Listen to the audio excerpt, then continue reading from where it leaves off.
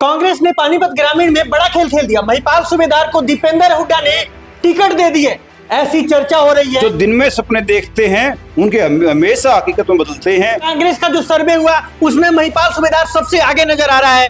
जो भूपेंद्र सिंह हुड्डा जी कहते हैं कि वही सर्वे के हिसाब से देंगे टिकट, ऐसे कोई टिकट नहीं दिया जाएगा। 2 दर्जन से ज्यादा विधायक है, भावी विधायक कांग्रेस से, जो कि चुनाव लड़ना चाहते हैं, सोच रहे हैं कि टिकट मिले, फिर वो लोग क्या करेंगे? भाई का साथ देंगे और क्या करेंगे। लड़ाई टिकट तक है, फिर हम सब भाई एक हैं।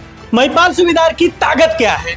महिपाल सूबेदार की ताकत है शराफत, और सबसे ज्यादा हम कॉलोनियों के अंदर बैठे हुए जहां वोट बैंक ज्यादा है। चुनाव लड़ने के लिए करोड़ों रुपए चाहिए होते हैं, जो कि महिपाल सूबेदार के पास नहीं है। अगर आप दिल्ली जाते हैं या मुंबई जाते हैं तो आप अपना सारा इंतजाम करके जाएंगे, लेकिन जो भाई कहते हैं, जो लैंडलॉर्ड हैं, अपने आप को समझते हैं, बड़ी बड़ी गाड़ियों में या कॉलोनियों में 2 महीने से चक्कर काट रहे हैं, वो धरे के धरे रह जाएंगे।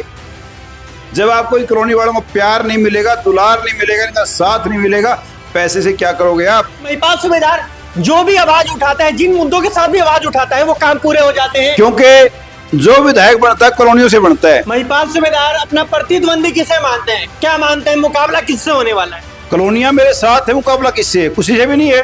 गांव मेरे साथ है, मेरे पिताजी की वाकिफ बहुत बढ़िया रही है। मैंने भी राम राम दुआ सलाम और दुख सुख में हमेशा गांव में खड़ा रहा हूं। महिपाल सूबेदार का विजन क्या है? क्योंकि अक्सर ऐसा सवाल लोग पूछते हैं, भाई साहब चुनाव लड़ने आए हैं, क्यों आए हैं, क्या ऐसी वजह रही है? अच्छा खासा परिवार है, अच्छा खासा आपका बिजनेस है, स्कूल अच्छा चल रहा है, अच्छे मान सम्मान है कॉलोनियों में, फिर चुनाव लड़ने की कहां से जन्म आई? देखिए, जो मैं गरीब आदमी के लिए करना चाहता हूं, और जितने मेरे पिताजी की भी इच्छा रही, सूबेदार प्रताप जी की, और मेरी भी इच्छा है कि मैं गरीब के लिए कुछ कर सकूं।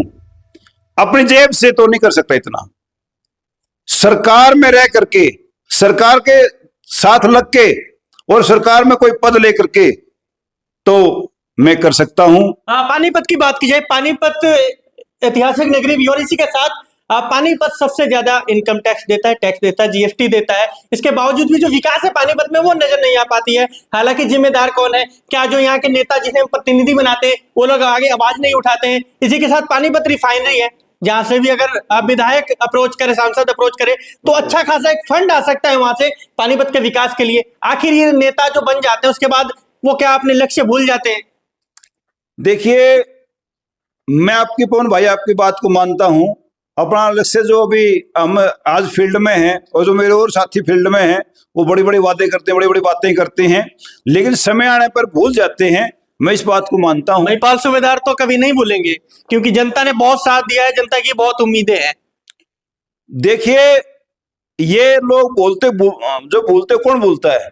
जो ये कहते हैं ना, मैंने 20 करोड़ लगा दिए, मैंने 30 करोड़ लगा दिए, फिर उनको वो जो है इकट्ठे करने चक्कर लग जाते हैं। लेकिन महिपाल सूबेदार आप कहते थे ना, पैसे नहीं है, पैसे कम लगाते हैं। क्यों लगाते? मेरी इच्छा है बढ़ने के बाद पैसे की तरफ ध्यान ना दे करके लोगों के काम करने पर ध्यान रखूं, ये मेरी इच्छा है, मेरे पिताजी की इच्छा रही। महिपाल सूबेदार इलेक्शन में कितने पैसे लगाने वाले, बजट क्या है? देखिए, ये कोई क्राइटेरिया नहीं होता, लेकिन हम इलेक्शन लड़ेंगे और आप ये कहेंगे कि महिपाल सूबेदार ने बहुत बढ़िया और मजबूत तरीके से इलेक्शन लड़ा है। महिपाल सूबेदार को टिकट क्यों मिलनी चाहिए? ऐसी क्या खास है उनके अंदर? देखिए, मैं एक बात कहूं आपको पवन भाई, मन से कहूं, मैं ये चाहता हूं, मेरे पिताजी की मन की रही है कि यहां गरीब आदमियों की पूछ होनी चाहिए, गरीब आदमी का काम होना चाहिए। मैं कितना कर पाऊंगा ये नहीं कह सकता, लेकिन मैं लोगों को कहता हूं, जितनी मेरे अंदर विधायक बनने के बाद पावर आएगी, मैं पूरी पावर लगा दूंगा, पूरा टाइम लगा दूंगा। तो इसलिए मैं कहता हूं, यहां जो है कुछ नहीं है, और जो परमात्मा करेगा वो सब ठीक करेगा। 2 दर्जन से ज्यादा नेता है, टिकट किसी और को मिल जाए तो उसके बाद क्या महिपाल सूबेदार उनका साथ देंगे? देखिए, चौधरी भूपेंद्र सिंह हुड्डा जी, भाई दीपेंद्र हुड्डा जी और उदय भान जी, जिसको भी यहां दे करके भेजेंगे, लेकिन एक बात मैं कहना चाहता हूं, हमें भी ऐसा लगाना चाहिए कि जो वक्त पड़ेगी इन गरीब आदमियों को, इनके वो साथ खड़ा पाएगा, हमें भी ऐसा लगाना चाहिए, तो हम भी खुल के साथ लगेंगे। चुनाव अब काफी नजदीक है, जी। 1 या 1.5 महीने का समय शीर्ष बचा है। इस दरमियान क्योंकि देखा जा रहा है 1 साल से लगातार 1 या 1.5 साल हो चुके हैं, लगातार डोर टू डोर भी कर रहे हैं, जनसंपर्क भी कर रहे हैं। हालांकि कई नेता अब एक्टिव हुए हैं, जैसे चुनाव समय नजदीक आया, नहीं मानते हैं कि आपको छोड़कर अगर उन्हें टिकट दी जाती है तो नाइंसाफी होती है। देखिए, मैंने कहा था पहले भी, कछुए की चमचाल चले हैं। 2 साल पहले पार्टी में मैं आया था, तो उसके बाद से मैं लगातार लगा हुआ हूं।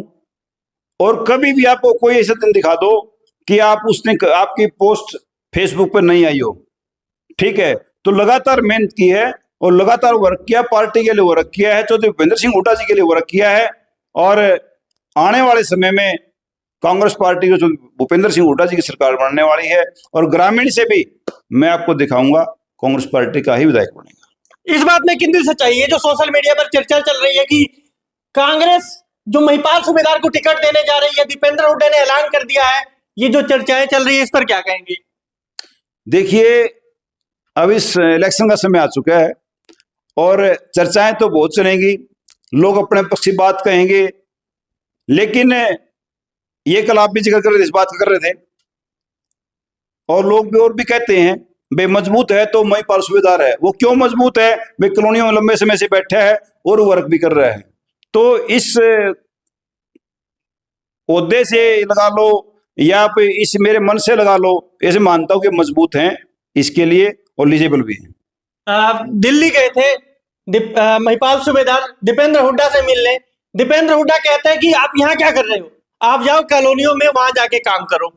ये तो कहा था दीपेंद्र भाई ने, ये तो कहा था भाई यहाँ आने की जरूरत नहीं है। मैंने कहा भाई साहब मैं राजनीति आंधी नहीं, और वहां लोग कहते ऊपर अजरी मारो ऊपर अजरी मारो, इसलिए मैं आ जाता हूँ।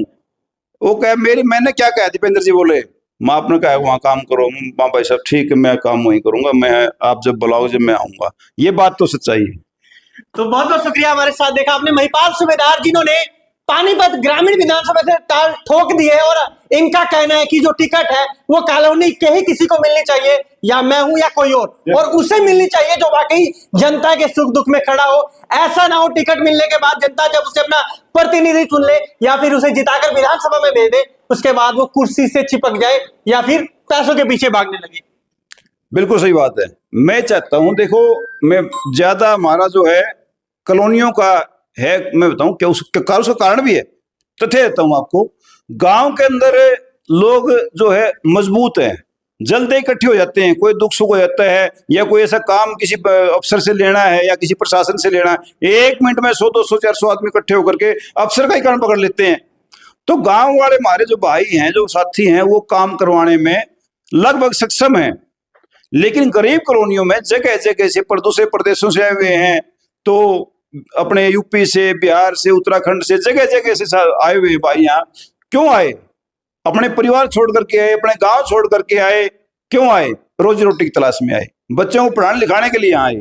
तो उनको अपना वो कैसा मानते नहीं भाई हमारी कोई मजबूती है, क्यों संगठित नहीं है। तो यही उनका कारण है, और इसी को मैं मानता हूं कि जो है यहाँ जरूरत जो है कॉलोनी वाले की है, और कॉलोनी वाले गरीब जनता को जो है यहाँ जरूरत है हमारे बीच के साथी की, हमारे बीच के भाई की। और मैं नहीं कहता भाई मेरे कोई और साथी आ जाए, लेकिन हो हमारा यहाँ। बहुत बहुत शुक्रिया हमारे साथ देखा आपने महिपाल सूबेदार, जिन्होंने बताया कि उनका विजन क्या है, किस लिए वो चुनाव लड़ना चाहते हैं। हालांकि चुनाव लड़ना उनका मकसद नहीं है, उनका मकसद है अपने कॉलोनी की सेवा करना और कॉलोनी वालों की जो जिन हकों से वो वंचित है उन हकों को दिलाना। चाहे बात की जाए पीछे आपने देखा कई तरह के प्रदर्शन भी किए, फैमिली आईडी से लेकर जितने भी सरकारी योजनाएं हैं जनता को नहीं मिल पा रही थी, उन तमाम चीजों की उन्होंने मुद्दे उठाए, और उसके बाद इनकी बात सुनी भी गई। या बात की जाए कई जगह कॉलोनियों में जो सड़क व्यवस्था थी बदहाली में चल रही थी, इनके प्रदर्शन के बाद जो सड़क है बिल्कुल दुरुस्त हो गई। मेरी अपील है इस वीडियो को ज्यादा से ज्यादा शेयर करें। वीडियो देख रहे हैं गुलशन के साथ, मैं पवन शुक्ला, हरियाणा रिपब्लिक।